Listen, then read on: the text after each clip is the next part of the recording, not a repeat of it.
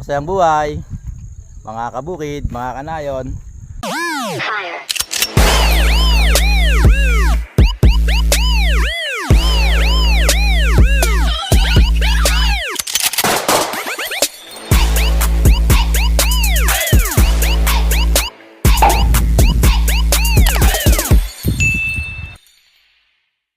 Eto kami ni paring Nato. Naghuhukay na kami ng tataniman namin mga buko. Ayan. Para dumami yung aming mga tanim dito. Itong aming mga itinatanim na puno o buko para sa susunod na henerasyon. Ayan, si paring Bik naman binitbit na lahat ng mga ng mga buko o nyug na itatanim namin. Tinatawagan ka. Ayan na. Coconut. So ayan. Coconut.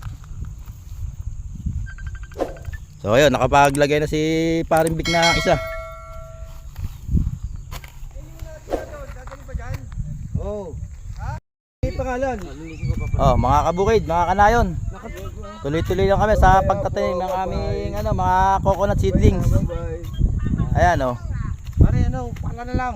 Malumot pala eh. Pala ka lang. So yun. Papare papi magtipay ka pala.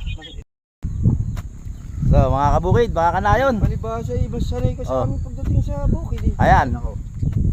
Tuloy-tuloy lang kami dito. Yan yung iniwasan ni pare nga kaya natutong mag-welding Kakasawa pag sa bukid ka lagi Pero pag bihira ka, parang masaya ang pakiramdam mo. Sabi ko nga nung araw paano kaya pagtanda ko, makakapag-asawa kaya ako?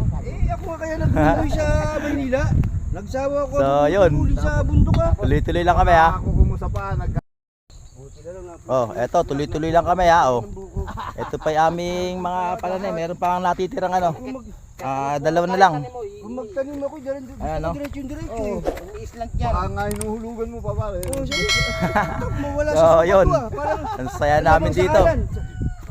Bawi mo ko tayo. Pala, hindi pala pwede. Mas maganda pala. So yun, Sakto. Yuko na lang. Kung matalo ka, gaganyan mo lang Oo. Puruli. So yun. Nakikita ko nga sa FB na naman sa Reels. May binibenta silang ganyan Tawag. So tuloy-tuloy lang kami mga kabukid, mga kanayon. Ang tangkay na kahoy. Ang galing magpuputol ng ang talas niya Sabi ko, totoo kaya ito inedit lang. Meron matalas eh. May matalas talaga. Alas ata yun. Second opinion. So yun Parang nato naman yung tumitira ng paghukay. Nagparal lang kami naglalaro dito Bumalik kami sa pagkabata. Ito nang ilagay natin yung bunutin na lang natin yun. So ayun Hindi, ayaw mo rito? Hindi, sa susunod natin ilalagay yan. Pare-islat mo ng konti. Yan. Yun. Eto, natapos na namin yung patanim ng nyug. May bukong, may harvest na. So, wish ko lang dito sa mga tinanim namin, sana mabuhay lahat. Wala pala siya dito. So yun, tuloy-tuloy lang tayo mga kabukid, mga kanayon. Enjoy na enjoy yung aking mga kababata dito sa pagtatanim. Ayan ang dami na naitanim na kamoting kahoy. Tapos ito, nakahalera pa yung mga malunggay Ayan Ang dami na namin malunggay dito. Ayan Talaga. Ayan pre, pagbalik mo dito, madami tayong pupwedeng ma-harvest na malunggay. O pwede ba nating pang-export na yan?